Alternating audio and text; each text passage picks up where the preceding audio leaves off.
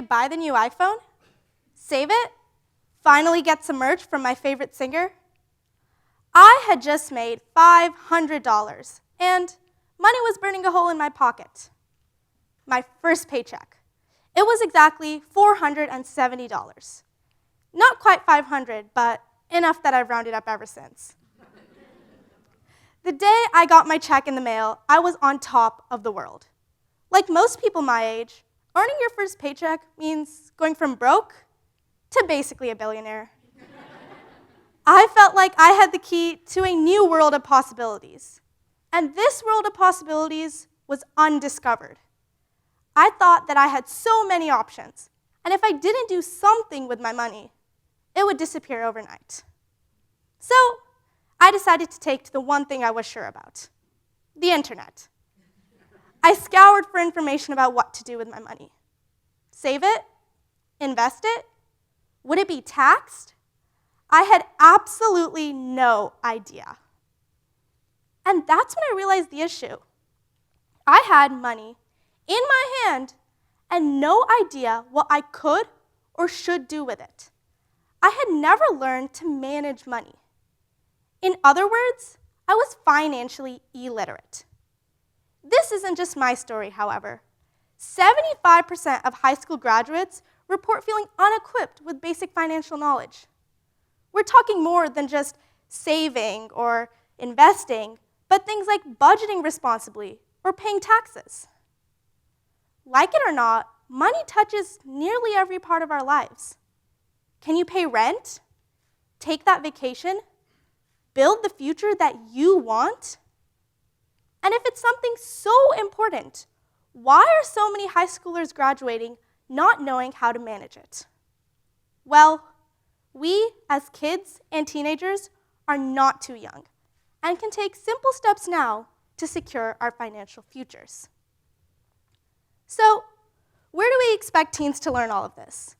Naturally, the first place that I looked was school. I mean, that's where we learn everything, right? As a current high school sophomore, I'm taking physics, calculus, Spanish, world history, English, and, of course, the crown jewel of my schedule, yoga. I know how to take the derivative of a complicated polynomial. I know the causes and repercussions of World War II. And I even know how to do the drinking bird yoga pose. Ask any teacher or administrator why the course load is as follows, and they'll say, we're trying to prepare students for the workforce. And sure, this is good. School prepares us to get a job. But what it doesn't prepare us to do is manage the money that we earn from a job.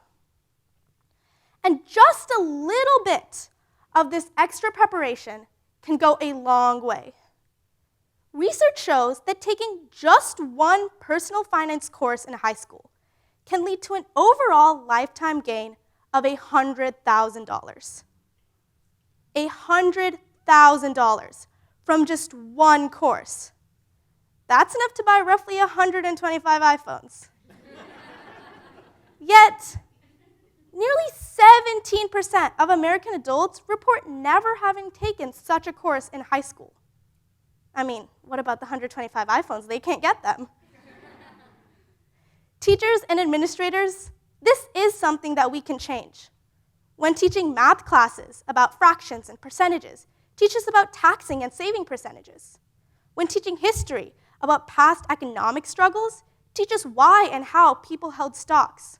Promote school clubs encouraging financial literacy, and teach mini lessons about money management. And while this integration might seem tricky at first, look at what we've done with AI.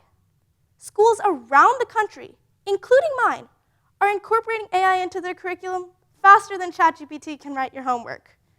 So, if we can make room for robots that often hallucinate, why aren't we finding space for a little bit of financial literacy?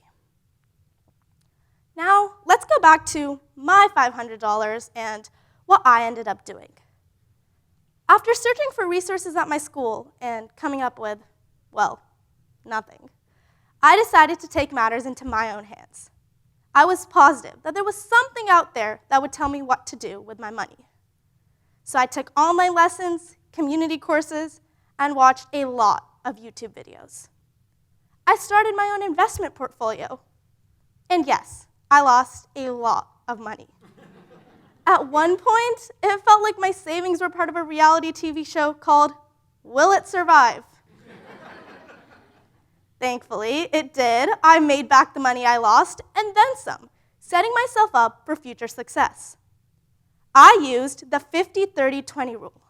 Save or invest 50% of your money, put 30% toward needs, and the rest for wants.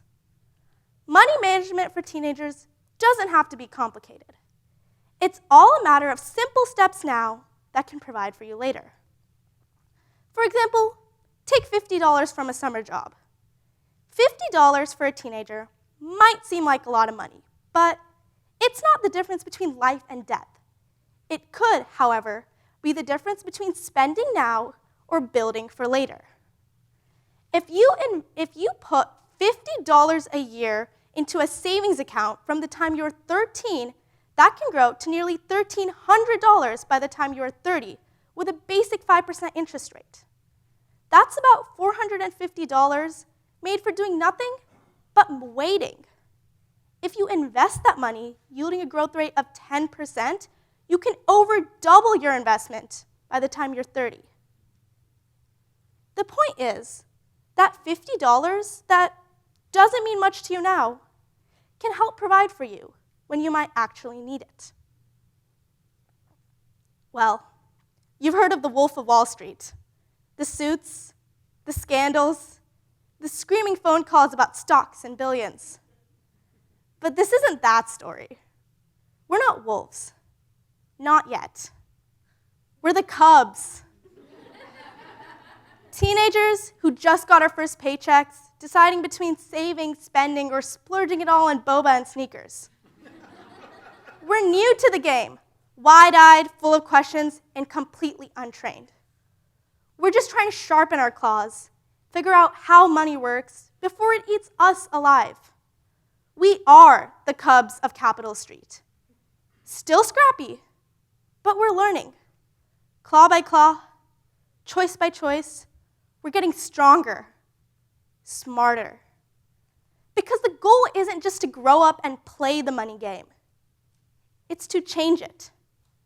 So to the adults, teach us. To the kids, stay curious. And to all of us, don't just earn money, learn it. Thank you.